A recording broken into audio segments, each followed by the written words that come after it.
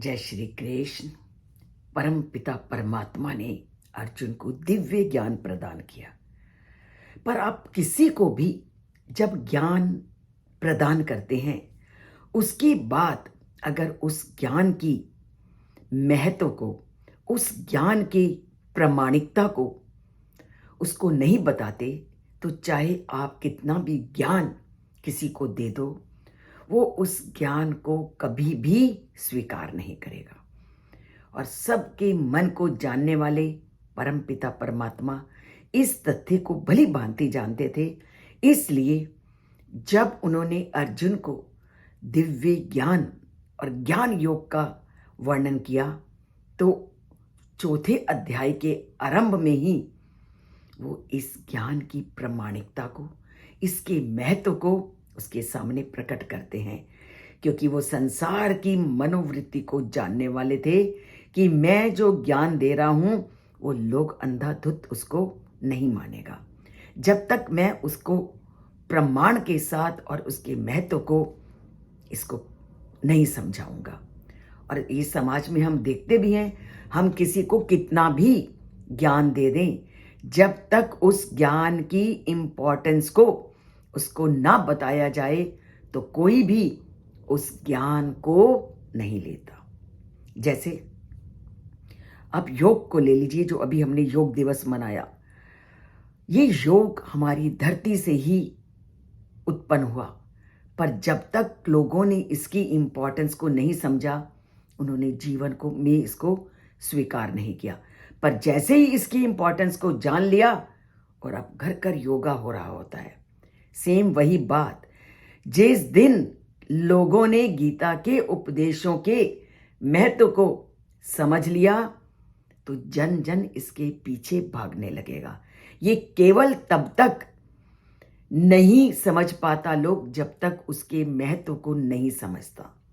तभी आज परम पिता परमात्मा इसके महत्व को भी लोगों के सामने बताते हुए कहते हैं कि इमं विवस्वते योगम प्रउक्तवान अहम अव्ययम विवस्वान मन में प्रहा मनुर इक्ष्वाक्वे अब्रवीत।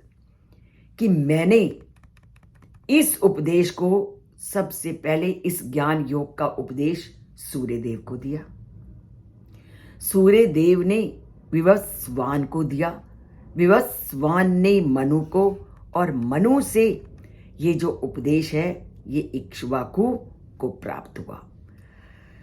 तो ज्ञान प्रदान करना ही हमारा उद्देश्य नहीं है, ज्ञान के साथ साथ उसके महत्व को समझना, उसकी प्रामाणिकता पर विश्वास करना बहुत जरूरी है। तभी वह अपने जीवन में इसको व्यवहारिक रूप से डालेंगे और इसको जीवन में लागू करने का भी प्रयास करेंगे। जैसे अभी मैंने योग का उदाहरण दिया कि इसकी इम्पोर्टेंस को जब उन्होंने सोचा समझा, तभी तो वो रोज इसको अपने शरीर पर क्रियान्वित करते हैं। तो गीता के भी उपदेशों को तभी व्यक्ति जीवन में धारण करेगा जब इसकी इम्पोर्टेंस को समझेगा। तो परमपिता परमात्मा ने अर्जुन को दिए इस आध्यात्मिक ज्ञान की विश्वसनीयता को और महत्व को प्रतिपादित किया है, और अर्जुन को कहा है कि तुम इसके महत्व को समझो और उसको युद्ध के लिए प्रेरित करने के लिए प्रेरित किया है। और नवीन, वो कहते हैं ये कोई नवीन ज्ञान नहीं है, ये वही शाश्वत ज्ञान योग है जिसका उपदेश उन्होंने सबसे पहले सूर्यदेव को दिया था, और फिर सूर्य देवता ने इस ज्ञान का उपदेश सृष्टि के प्रथम मनु को, और मनु ने इसे सूर्य वंशज राजा इक्ष्वाकु को दिया। और इस तरह से ये जो उपदेश है ऊपर से नीचे की ओर आया। जब ऊपर से नीचे की ओर कोई चीज आती है तो उसको बोलते हैं अधोगामी गति के द्वारा ज्ञान को प्राप्त करना। और कुछ आप संसार में ऐसे भी व्यक्ति देखते हो जो अधोगामी की अपेक्षा ऊर्ध्वगामी पद्धति से ज्ञान को प्राप्त करते हैं। अब मन में प्रश्न उठेगा, ऊर्ध्वगामी क्या होता है? अर्थात जिन्होंने ज्ञान को कहीं से नहीं प्राप्त किया, अपितु अपनी ही प्रयासों से, अपने ही प्रयत्नों से, अपनी ही मेहनत से जो ज्ञान को इकट्ठा करते हैं, उसको बोलते हैं ऊर्ध्व ज्ञान पद्धति। अर्थात वो लगे रहे उस ज्ञान की खोज में और उस ज्ञान को वो प्राप्त करते रहे। जैसे कोई व्यक्ति भौतिक शास्त्र को सीखना चाहता है, उसने नहीं सीखा, तो वह अपने द्वारा जो उसको ज्ञान प्राप्त है उससे वो सीखने का प्रयत्न करेगा और पूरी तरह से अपनी बुद्धि को उसमें लगा देगा और उसके बाद वो किसी निष्कर्ष पर पहुंचता है।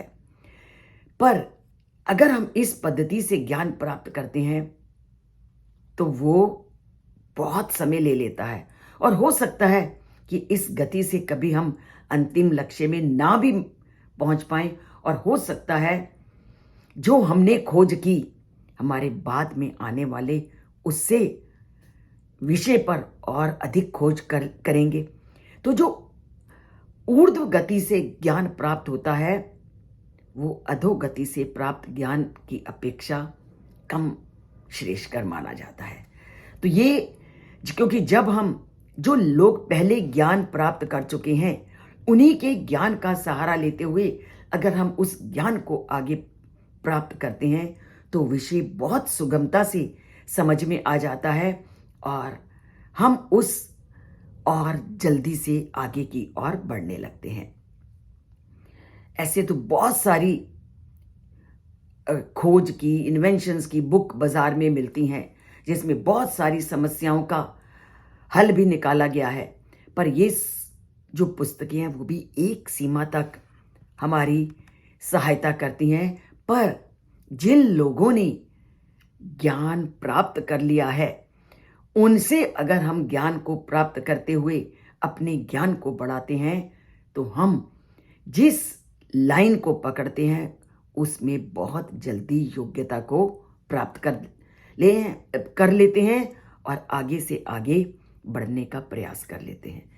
तो इसका मैं आपको छोटा सा एक उदाहरण से स्पष्ट करती हूँ कि आजकल पढ़ाई के बहुत सारे कोर्स हैं और बहुत सारे तरीके हैं। एक होता है पूरा कॉलेज में जाकर के आपने उस विषय को पढ़ा और दूसरा है करस्पॉन्डेंस से तुमने शिक्षा ग्रहण की। क्या दोनों शिक्षाएं जो आपने ग्रहण की आपको पूरी तरह से ज्ञान से युक्त करती हैं? आप खुद अपने अंदर सोचिए। एक आपने विधिवत कॉलेज में जाकर अध्ययन किया और एक आपने करस्पॉन्डेंस से किया। दोनों के अध्ययन के अंतर को सामने रखिए। वही अंतर ऊर्ध्व गति से ज्ञान प्राप्त करना और अधोगति से ज्ञान प्राप्त करने में अंतर है। अधोगति अर्थात जिसने ज्ञान प्राप्त किया हुआ है उससे तुम ज्ञान को प्राप्त करके आगे बढ़ोगे तो तुम ज्ञान को भी जल्दी प्राप्त करोगे और उस विषय में सिद्धस्थ भी हो जाओगे। तो परमपिता परमात्मा ने ज्ञान की दोनों गतियों का इसमें वर्णन किया और अर्जुन के सामने कहा कि ये ज्ञान मैंने तुझे बता दिया, इसके महत्व को भी बता दिया, इसकी विश्वसनीयता को भी बता दिया कि कैसे ये एक पीढ़ी से दूसरी पीढ़ी पर आते हुए तुम्हें प्राप्त हुआ है।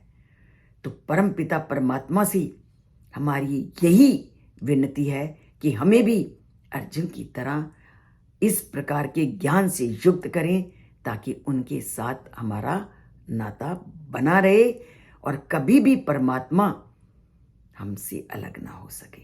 तो परमात्मा से जुड़िए, ज्ञान को प्राप्त कीजिए और उनके चहेते शिष्य बनिए, अर्जुन की तरह चहेते मित्र बनिए और अपना उद्धार कीजिए। तो तभी होगा। चैनल से जुड़ेंगे और चैनल को लाइक करना भी नहीं भूलेंगे क्योंकि लाइक भी परमात्मा तक पहुंचने का साधन है। बोलिए जय श्री कृष्ण, बोलिए राधे राधे।